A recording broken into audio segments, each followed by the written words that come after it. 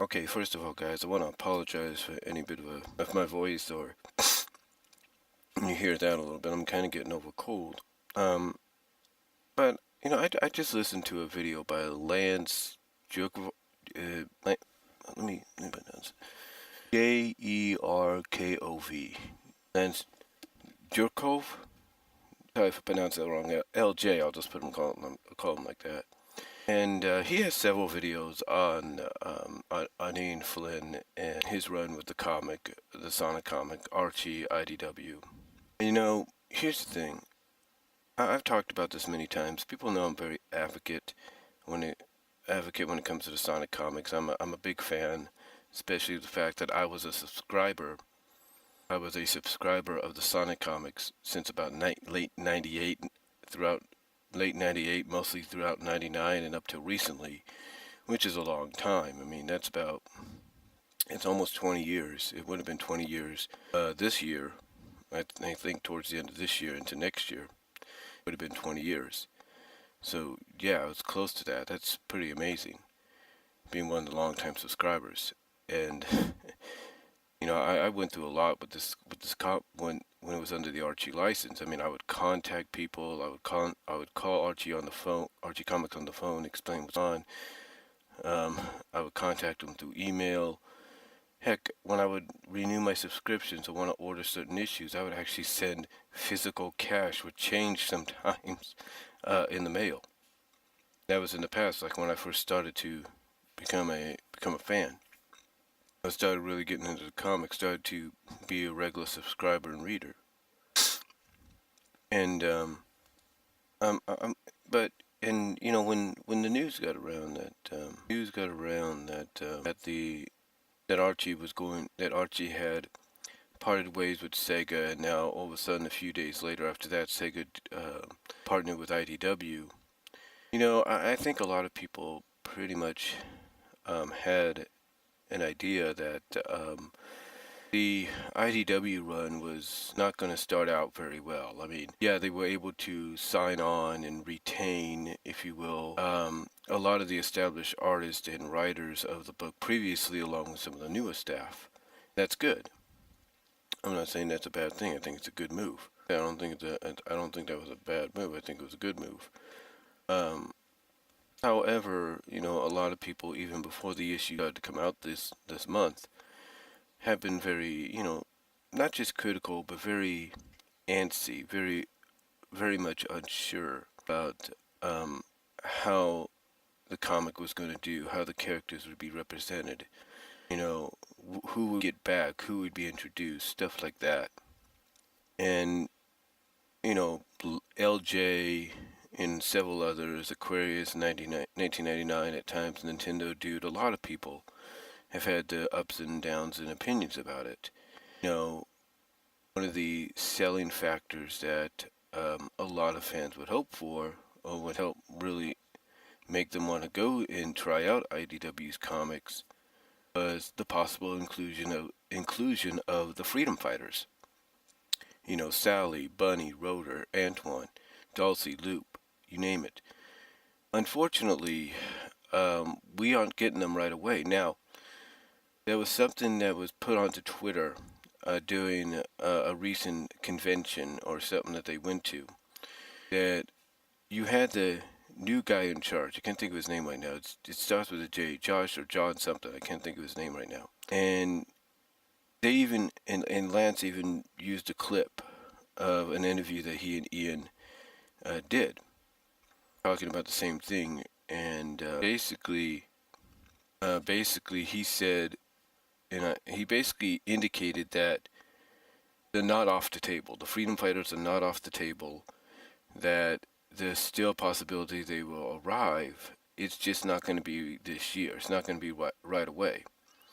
And for him to at least acknowledge the lore that these characters have had, the legacy, the impact that these characters have had, the history characters have had, and the fact that, hey, there's a possibility that they will come into the fold. Basically never say never.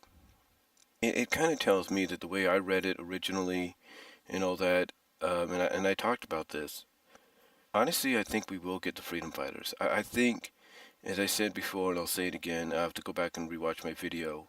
You check that. In fact, you can even look at it. You can go IDW Sonic on on the search column on my channel, and I've basically said that I believe honestly that sometime later this year, probably around September, towards the end, we're going to get some hint, some kind of indication, some kind of tease that the Freedom Fighters are going to be coming. Because right now, what's going on in the book is it's supposed to be a follow-up, a continuation of Sonic Forces, basically an aftermath kind of story. We have this new villain that supposedly is going to get revealed in issue 7. But one of the common things about this right now, unless it gets resolved next issue, next week, because the way they decided to launch the Sonic comic under the IDW license is to do a month worth of issues. Basically, week after week after week, you get the first 4 issues of the comic. You'd get number 1 at the beginning, you get number 2 the second week, number 3 the third week, number 4 the fourth week. You'd be getting all those. And apparently sales are pretty good. I mean, the first issue sold out to the point that they have to restock it. They have to, they have to they have to send restocks of it to the comic book stores out there, to the stores out there that's the comic stores and all that. They have to send out more copies. They have to restock the inventory at IDW to send them out by mail. Excuse me. So that's a positive sign. I will give them that. Um, Basically, but yeah, I'll give them that. That's a good start positively. But like I said, come around issue 7, we're supposed to find out who this entity, this antagonist that's being being hidden, being that's very mysterious. We're supposed to get this antagonist revealed by issue 7. Now, that's great and everything, but like I said, as I was trying to say, if we don't have this whole will or will Sonic not rejoin the Resistance kind of deal resolved by issue 4, which is next week, then and they keep this up, they just keep this up for a while, it's going to lead to something. And despite how you might feel about Ian, I mean, Lance LJ has pretty much given his thoughts on the situation. Lance LJ feels like, hey, Ian's not telling us the truth. He's not being honest about certain things and stuff. And hey, everybody's got a right to their opinion on how they feel about it. A lot of people pretty much feel that Ian should be off the book. Some people have even started petitions to say, get this guy away from the book. Lance has, LJ has come out and basically said that, despite certain things happening under the Archie license when the book was part of that, Ian was always lying. Like the whole relationship deal, well, apparently he was not being truthful about that according to LJ, because, we got a subtle kind of lesbian-like relationship acknowledged in the Sonic Universe story Spark of Life between Sally and Nicole. Some people might find this kind of strange, seeing as though Nicole's an AI, but let's not forget, later on in the stories, she is an AI that can become as physical and as real as you and I. Well, as real as Sally and Sonic, if you will.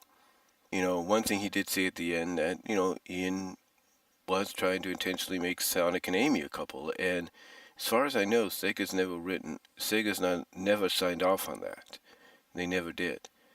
So that just might be his opinion stuff, and he's even acknowledged how certain story arcs that Ian would do with characters or whatever were just not good ideas to begin with, and didn't have any real direction. And he has a point sometimes. It's like, for me, I've been very advocate about the fact that I was never a fan of the whole Mecha Sally deal. I read the issues, yes, after I got them all. After it was all said and done, like I promised, I read the issues, did a review on them. And again, they had potential, the story had potential to be good. story had potential to be good. It's just that there was a lot of missed opportunities, and I've pointed those out. And the way, and I will admit the way that he originally had it panned out to her for her to be restored is like, really, you're going to depend on something that debuted in the very first issue of the comic to be how she's restored and given this new redesign? It just didn't make any sense. And like I said, it just at times didn't make any sense. And the way he, like I said, the way he was going to have Sally restored originally, I was like, really, you're going to depend on this from an earlier issue, from the very first issue, to be the reason she gets restored. It just, like I said, it just doesn't make any sense. And that, you create, obviously, this, what I consider very controversial story arc by taking one of the main staples, one of the main hearts of the book, doing this to her, and now all of a sudden your real reason to, and your end result of restoring her is to say, hey, here's this thing from the very first issue, we'll use that. Again, just does not make any sense. It really doesn't. And sorry about that, folks. I had to take a bit of a break there, but yeah, it's like I said, things that Ian did that not a lot of people agree with. Alley Arc, the way he have not made sense to a lot of fans, because he wanted to bring in this thing from the very first issue of the comic and be the result. That end to be like antidote. It was like, really? That end, that's going to be the way you restore. A lot of fans, it just didn't make any, to a lot of fans, it just didn't make any sense. And it seemed at times that he didn't know directionally where he wanted to go with. That is kind of true. I mean, it's like there was no resolution tonight. There was none. Resolution in night to the whole. There wasn't. And this is the way I've always looked at it. It's the kind of guy that when I look at the Mecha side, I look at something like, he wanted to pave his own legacy. He wanted something to create his own, make his own. And whether it was jealousy or enviness or however people may feel about it, or however other people may see it, there's no doubt that when Ken Penders was on board, a lot of people considered Endgame as to be his masterpiece. Even though it was 4 issues, some issues that were leading into it. And, some people may think that the reason Ian did what he did with whole Mecha Sally, Death Egg World 2, Sonic Unleashed arc was because he wanted to, and made it as long as he did, because he wanted to create his own masterpiece. He wanted to create his own kind of end game, if you will. And when, because of behind the scenes issues and lawsuits and everything that took place behind the scenes kind of interfered, it caused him to have to reevaluate, okay, I can't do that. That's out of the question now. What can I make my masterpiece? And he took what he had available. He said, okay, from 252, 78, that's going to be my masterpiece. That's what I'm going to do. I'm going to work my way towards that. Work my way along with that. Obviously, that's what he did. And he, of course, incorporated several things with Sonic Universe to kind of help expand that and make it bigger than it was. And just to correct him on one thing, Ian Flynn, as far as I know, was not initially in charge of writing Spark of Life. I think that was his wife, Aaliyah Baker. She was the one that did that. He may have given her some tips of what to do. Maybe she hadn't worked with the characters that much, and he had to give her some tips and just said, go ahead and, here's what you do, and build from that. We don't really know, but Ian was not the one in charge of Spark of Life. I mean, it was nice that Nicole got a origin story, probably bigger than anybody else's, more expanded than anybody else's. But it was nice that she got one. And the potential, it had there at the end, in my opinion, it opened the door for the possibility that have this character getting a super form, and she's a comic character, a comic exclusive SatAM-like character, and she's getting a super form. What does that say possibly for the other characters? I think had the book stayed on course, and nothing would have happened, I think we would have gotten all the other characters getting similar upgraded super form in the future. But that never happened because of, like I said earlier, Archie, Archie and Sega going separate ways. And, some people, speaking of that, some people can blame several issues for that, several reasonings for that. Some can say that the behind-the-scenes mess that Archie got themselves into could be a behind-the-scenes mess that Sega was also involved in, could be a reasoning. Some can come out and say, okay, you did this, but where do you go from here? Because the next arc that they had was Genesis of a Hero. And it's like, okay, this is basically a Sonic origin arc. Why couldn't you do this maybe as its own thing, maybe a separate comic, or maybe make this the beginning of the soft retcon and reboot? There's a lot of people that question that move, I'm pretty sure. But yeah, I think it's just a tremendous, very, what's the word? Tremendous, what's the word? It's a very controversial time behind the scenes there, and some people would say the lawsuits didn't help, and that is true, possibly. But no matter who you blame in that situation, either you blame Archie Comics for not having the documents that they needed to prove, hey, we have the rights to these characters, or blame people like Penders and Bowlers and whoever else for bringing in these lawsuits to get royalties paid to them. You can't really say. But when IDW over okay, let me see this. Despite how you feel about Ian Flynn, yeah, he probably has lied about a lot of things. But here's the thing, and God forgive me for saying this. In business, you work for, even if you're a freelance writer, and you work for several comic book publications as a freelance writer, or you work as an associate or an employee at a big-time retailer like Walmart or Target or wherever, sometimes you have to do things you don't want. Sometimes you have to lie about things are not true. Sometimes you have to act in ways you don't feel like acting at times. There are several times at my job, we have to put a smile on our face, and we do our best to have a good time, be happy, just try to be ourselves while we're working. But there are times that we will encounter situations or customers that will bring us down, and we just don't feel like smiling or being up anymore because we've been brought down. We try our hardest to get back up and everything. By the grace of God, we succeed. But the point is, there are times that when a customer brings us down, we just don't want to smile anymore. We don't want to act the way they want us to act, because if we act all happy and giddy and say, hey, welcome, hope you find everything you're looking for, you're putting up a fake facade, and that's not right.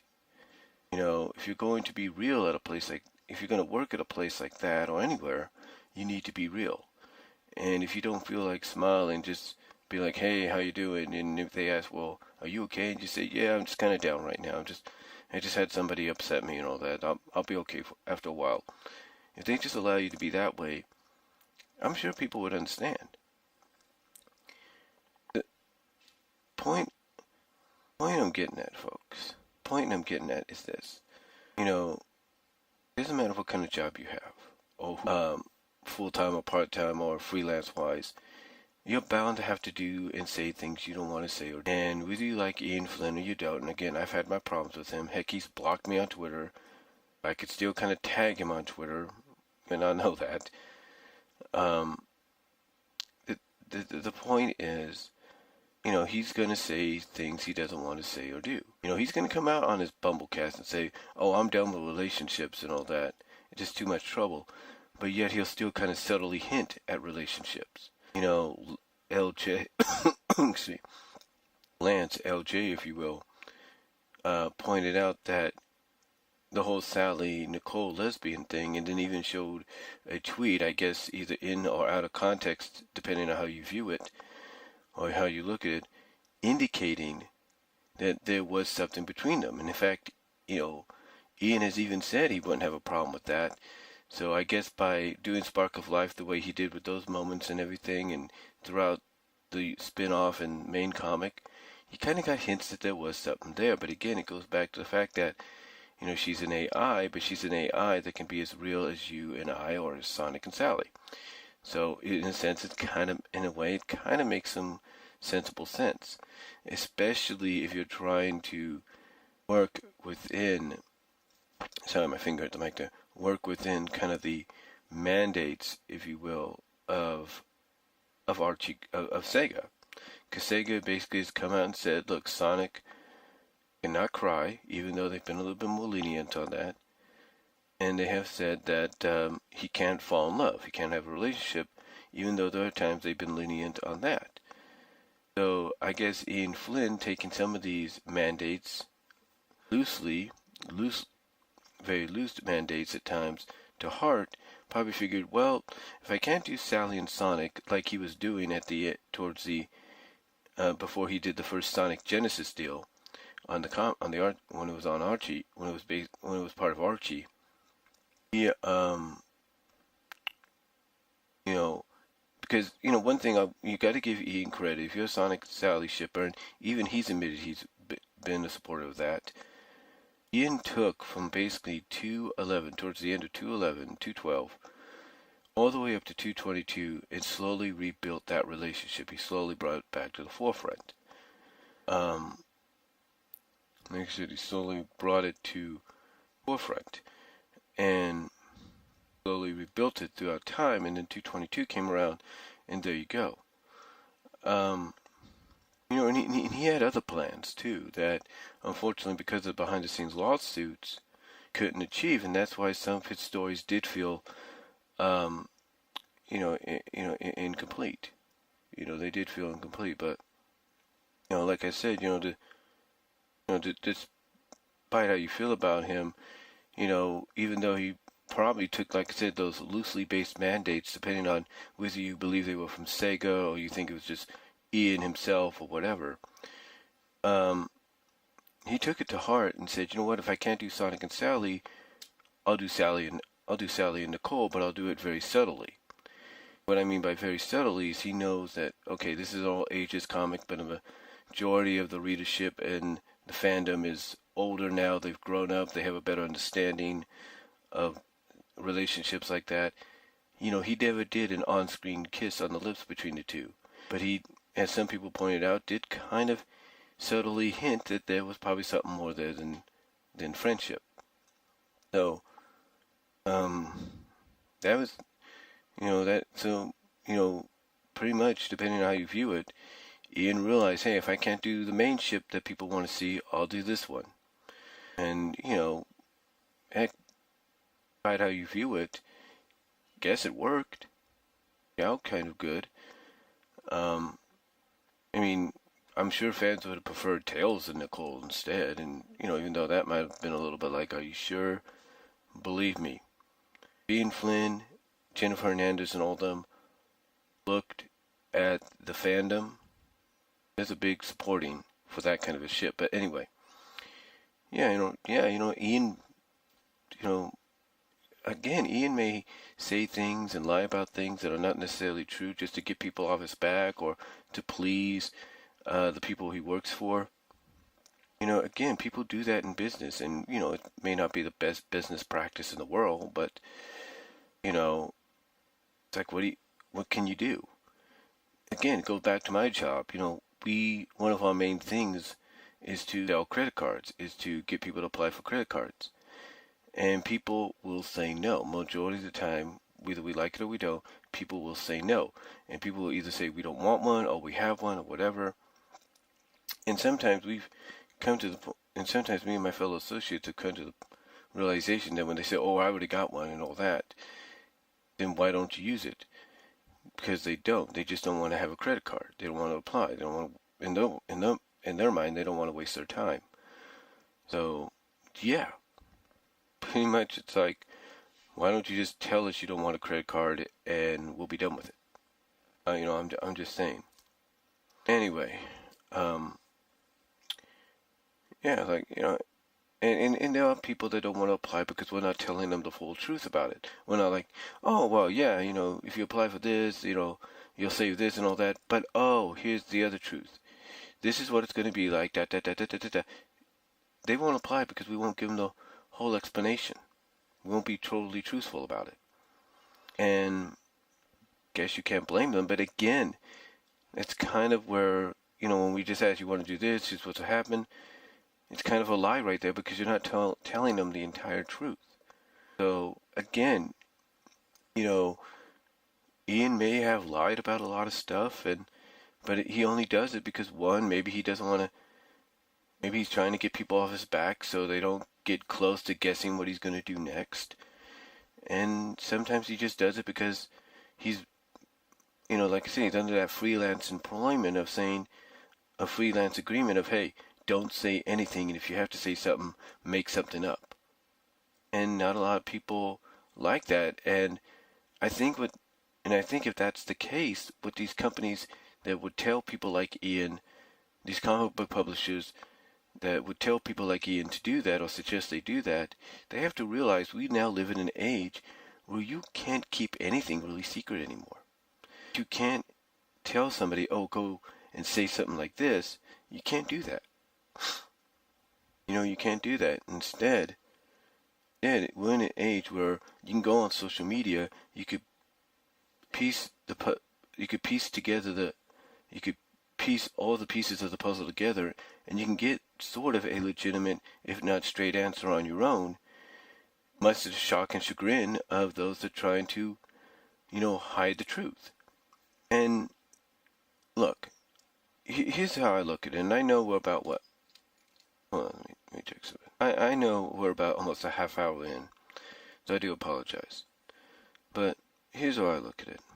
When this change of publishers happened on the comic, honestly, I think all they need to do last year during San Diego Comic-Con, make the announcement that Archie Comics was not take several days, but in one swoop,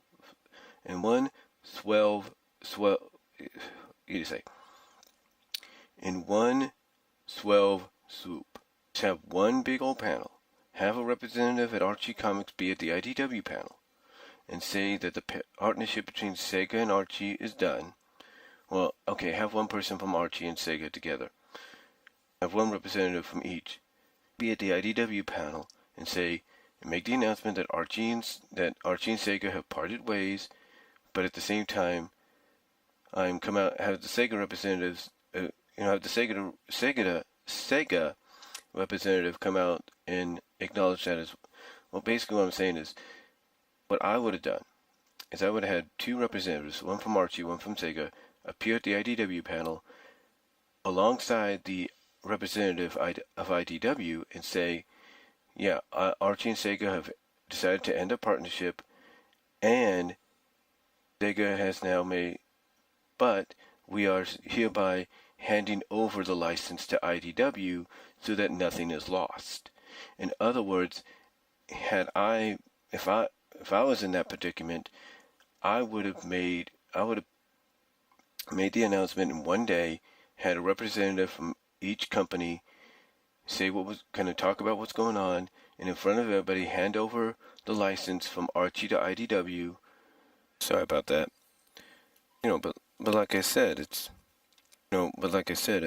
had I been in that predicament, in that situation, I would have done the presentation in one day at the IDW panel, made the announcement, had a representative from all three areas, handed over the license from Archie to IDW, have a handshake or whatever, and then acknowledge that nothing was going to be lost. In other words, things would continue as if nothing changed.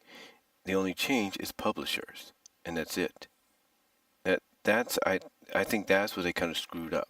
Honestly, if you want the truth, I think that's where they screwed up. They didn't keep things the way they were and just hand over the license to IDW and just have publications continue after that. I mean, if you have the comics already set to print and ready to be published, all you have to do is just change the upper left-hand corner of the book from Archie Comics to IDW, and that was it. That's all you had to do. But they didn't do that, and I think that's what hurt them. Because I look at a framed picture I look at a framed mini poster that I have of one of the issues that was supposed to happen, and they could have still done that had they done it the way I mentioned. But they didn't, and I think that's what hurt them, and I think that's what's gotten people on Ian Flynn's case, on IDW's case, and all that. It's because you could have made this work out better. You could have just continued things on the way they were, just a different publisher. That's it. And it would have worked out better. I mean, kind of like when a show changes networks. I'll give you a good recent example. Supergirl is on CW. When Supergirl first came out about, 2 seasons ago, she was on CBS about a season and a half ago. I think about 2 seasons. I don't know. Is it on the third? Yeah, it's on the 3rd season. But when Supergirl came out, originally, she premiered on CBS. She did all right, but not good enough to stay on CBS. So she was either on the verge of being, the Supergirl show was either on the verge of being canceled and thrown away and just having one whole season as its series, or being picked up by another network. Thankfully, the network that has become known for established, if not very successful, DC live-action shows, with the exception of the Gotham show, which is on Fox, CW, they picked up the license to, they picked up the seasonal license for Supergirl, and Supergirl continues to run now to this day in its 3rd season. Another good example is Family Matters. Family Matters, for a majority of its run, was an ABC TGIF show. And then within its final year or so, ended up going to CBS, but nothing changed. Nothing changed at all. Go back even further,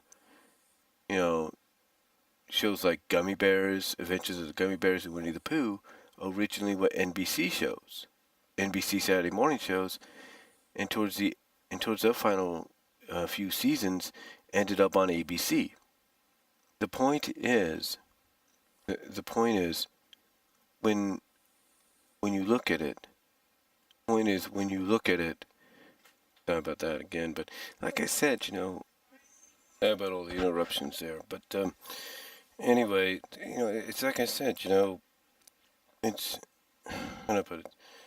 You take a look at shows that have done that in the past, like I said, with Gummy Bears, Winnie the Pooh going from long run on NBC to ABC. You take a look at Family Matters going from the long run on TGIF Fridays on ABC to CBS. Recently, Supergirl going from its 1st season on CBS to its next 2 seasons, its current season as well. The 2nd season and its current season, its 3rd season on the CW. It's like, to me, it's like, why couldn't, IDW and Archie and Sega take a page out of that kind of a playbook? Because it's like, you didn't really have to reboot the entire series. You didn't have to say, oh, it takes place after Sonic Forces, entirely new, here's some new characters, which isn't a problem. You can have these new characters, no problem. But if they had just done it the way, like I said, I mentioned, I think things would have worked out better, and they wouldn't have people like Lance, LJ, on the case. They wouldn't have people like Nintendo Dude. They wouldn't have petitions of getting Ian off the book. They wouldn't have Aquarius 1999 talking about certain things, good and bad. They wouldn't have a lot of these controversial situations going on. Now, could they have still had sellouts of the books to where they'd have to reprint them? Absolutely.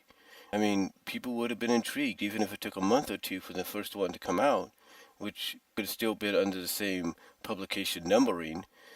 It could have sold out because people would want to see if there would be any kind of changes, even if it was a continuation. I mean, they could have continued doing Genesis of a Hero under the IDW number, but they didn't. And, when people look at the IDW book, they look at a book that, some of the characters, they look at a book that's like, really, you're going to start it off by having it be based or have an aftermath sort of an official aftermath, if you will, of Sonic Forces, which some people have felt is not one of the best games in a while, that had promise, but turns out not to be one of the best games that they thought it would be. That it's hyped it, that it didn't live up to the hype it was supposed to. You know, it's like, it's like, really, you're gonna do that? I mean, the only thing people ever felt that was successful about Sonic Forces was the fact that you got to create your own character, but still, that even that was limited. Even that was limited, and to make up for it, obviously Sega's listening to the fans now because they give a free supersonic upgrade in DLC. What I'm getting at here is not a lot of people are going to like what's going on. Some people will look at Tangle, who's supposed to make her debut officially next week in issue 4, as being nothing more than an IDW ripoff of Sally Acorn. The only difference is she's a lemur, and she's got a tail that can do extraordinary things. But, when people look at her, just, her facials and all that, you could probably see why they feel that way. And the fact that she's an original comic character, not based on anything, okay, fine. I can buy that. I can buy she's an original comic character. So is Rough and Tumble. And some people feel that they'll rip off of certain characters like the Hooligans who actually get mentioned. And that's one thing too. You take a look at the fact that the Hooligans get mentioned in the IDW. Again, like I said earlier, there's still hope, in my opinion, that by the end of this year, at least maybe by September, we'll get some kind of indication that the Freedom Fighters will show up. It's, but again, I can see how both sides are looking at this. And I think, honestly, I think Sega and Ian Flynn and all of them, they had to know, and not disrespecting, but they had to know this was going to be a rocky start for them, because it's like, it's like I said, it would have been a lot easier had they just continued the book the way it is. There's a lot of comics that have changed who have changed publishers, and whether or not those comics are licensed comics based on cartoons or games or whatever, that have changed publishers and still continued the same continuity. They still continued the same publication numbering. There's a lot of those kind of comics out there. There have been a lot of original or licensed comics that have had the numbering continue under another publication. And in parentheses, sometimes that new publisher will even say, okay, this is number 260 something or 290 something, but in parentheses, it'll say number 1 as to indicate, hey, this is the first issue under us, but continuity-wise, it's still the same book. It's under the same numerization as it was originally.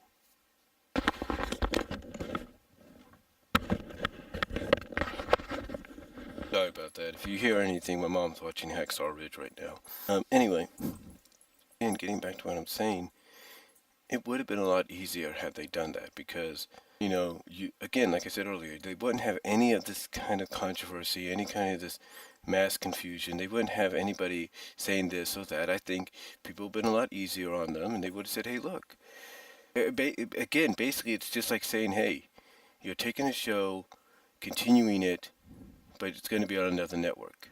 It's still going to be the same continuity and everything, but it's on another network. And it would have worked better that way. And like I said, there have been comic books, licensed and original comic books, that have changed publications, but have kept the same numeralization of publication, well as at the same time, the new publisher would probably put in parentheses number 1, number 2, and all that to indicate that, hey, it could be officially, continuity-wise, publication-wise, number 277, but for us, under our license, under our house, it's number 1. They could have easily done that, and it still would have been a success. And they probably would have still sold out, but I think that's where they screwed up, in all honesty. Do they still have a long time? Do they still have plenty of time to bounce back? Absolutely. Do they have a lot of time still to change people that are critical about them right now to change their minds? Absolutely. But it's all going to depend on what they do next. Like I said, I feel that the comic is going to reveal the freedom fighters within the next year or so, and they're going to start hinting at their involvement and in their involvement and them being part of this universe within the next several months. I would assume mostly by December, September to December, you're going to start seeing some kind of hint and indication that these characters are coming. And again, you may not like how Ian words things. You may feel he's lying about things. He may not be telling the truth. And that's probably true. And like I said, some of these publications may forget that we live in a social time right now to where you can't really lie and hide about things as much as you thought you could, because people will find a way around it. They will find out what's true and not. They'll be able to piece together pieces of the puzzle to figure out what's really going on.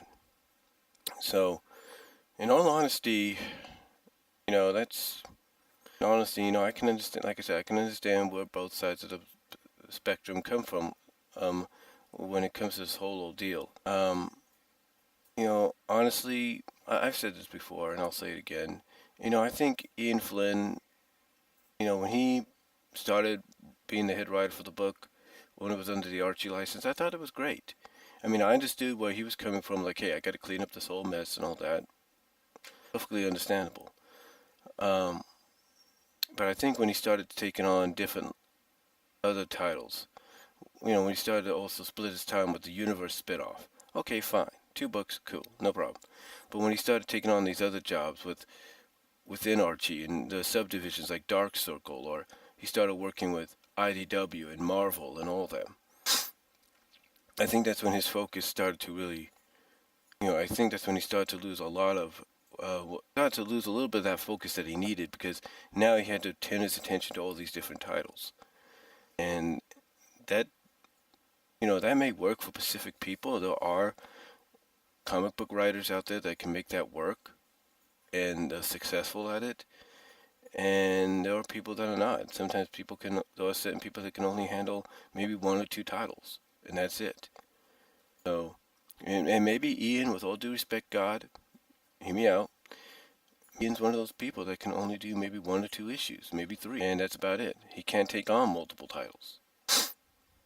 So, I mean, I don't really know, but that's, again, I don't really know. That's just my opinion.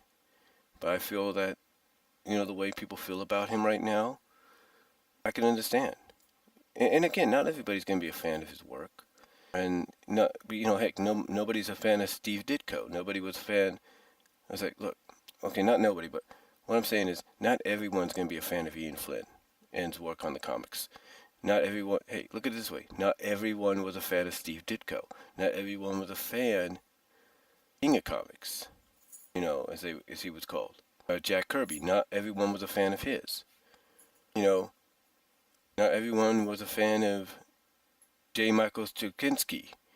Not many people were a fan of his. And there were things that he did on the Spider-Man and some of the Spider-Man and some of the Spider-Man comics and Marvel comics and even DC comics that not everybody was a fan of.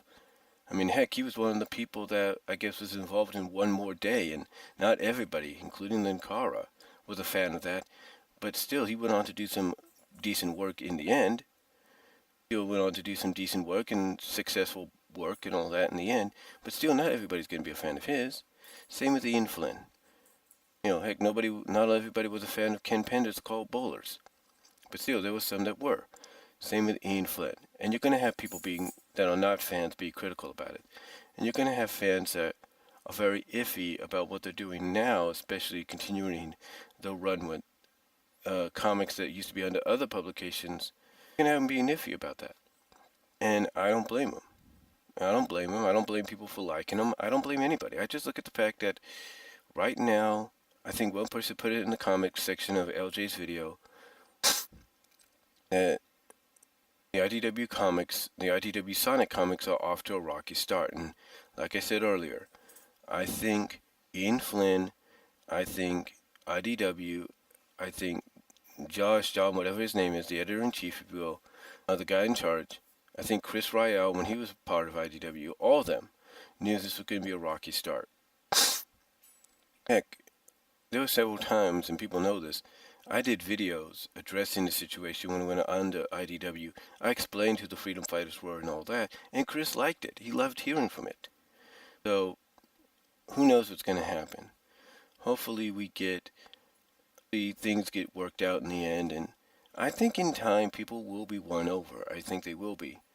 But it's all going to depend on what Ian does and what these other people in charge of Sonic under the IDW license. Again, like I said, I would have worked better if they just would have continued things as they were, but just switched publications. Said this was issue 290 something, but then in parentheses say issue 1 for IDW.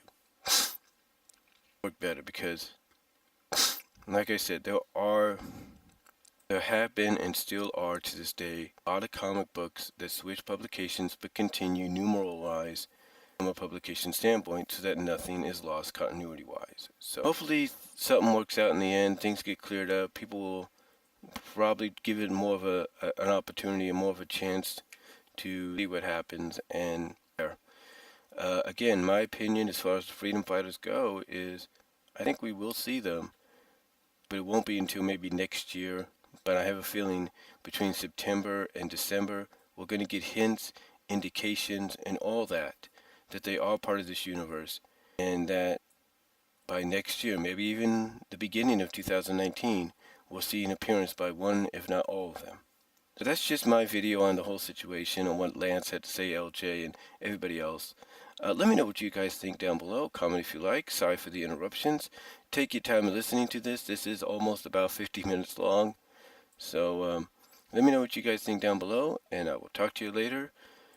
Now run for about 46 minutes and 37 seconds. 46 minutes and 40 seconds.